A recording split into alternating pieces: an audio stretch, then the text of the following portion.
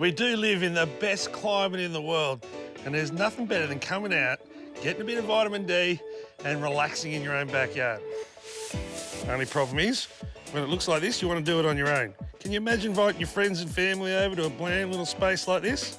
Well, the good news is you can jazz it up, make it look $1 million and not spend a lot of money or time on it. But I'm going to finish my drink first. Where's the cat, Danny? So my plan's pretty simple. Paint for one on the woodwork and on the floor, plus some plants and a barbie, of course. Before I start digging with a shovel and getting all messy, I'm going to give the place a coat of paint. This burgundy, well, I reckon it's the 90s version of Mission Brown. It's only one shade different.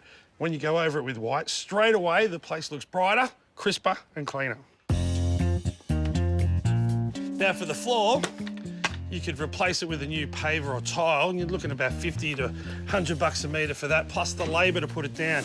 I'm just going over with a Berger Jet Dry in a colour called Basalt, and it's going to change it dramatically within a matter of minutes. We took the old roof off so we could paint the rafters and the battens. It's a lot quicker to paint when you don't have to worry about cutting in, and the time that it takes to remove the roof is easily made up when you're painting. When I went to put it back on, I noticed that it was a disgusting clotted cream colour. So if I put it back on, it would really let down the rest of this makeover. So for about $30 a sheet, thanks Hayden, or 270 bucks for the whole job, we've replaced it, it looks new, gives you the shade, but still lets the light in.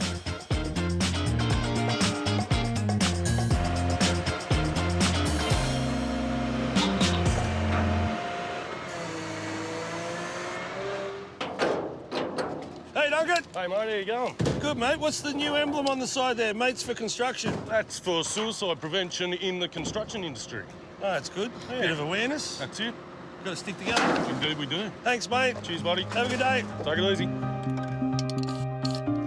Well, I reckon the paving paint has been the best investment so far. It's made a huge difference. The white and the roof look great.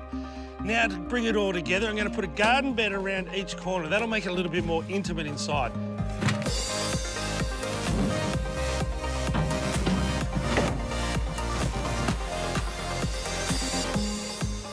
The existing soil is pretty ordinary because it's been under the lawn for a generation. There's next to no organic matter in there, and it's very compacted. So what we're going to do is mix in a soil conditioner. Now, mix the two together. It'll look pretty ugly, but it doesn't matter. The plants will love it. And when we're finishing off, we'll mulch over the top, and you won't even see it.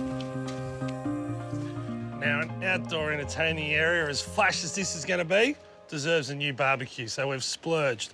We bought one that was on special down at Bunnings. But to go and put it on top of the pavers and make a small space smaller doesn't make sense to me. So what we're going to do is make a little pad for it. I'm laying down some mud.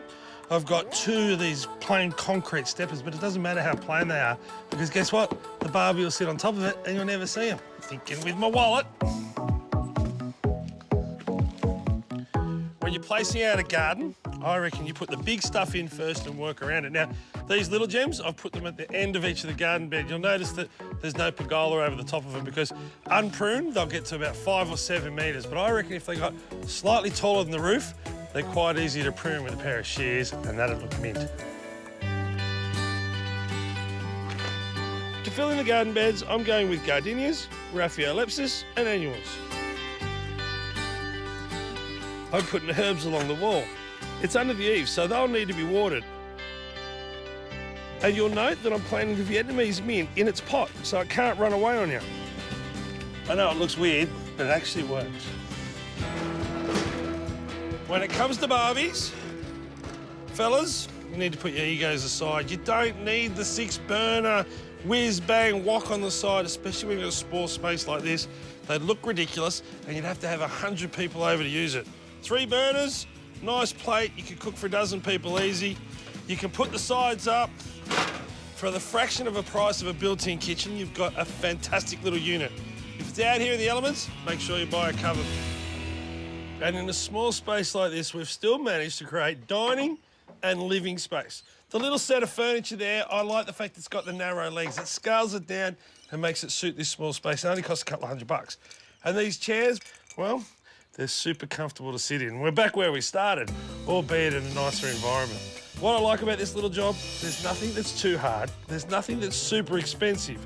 You could do it over a period of time and not even notice the spend. But what you will notice is you want your friends and your family to come around and enjoy the space. Let's stand.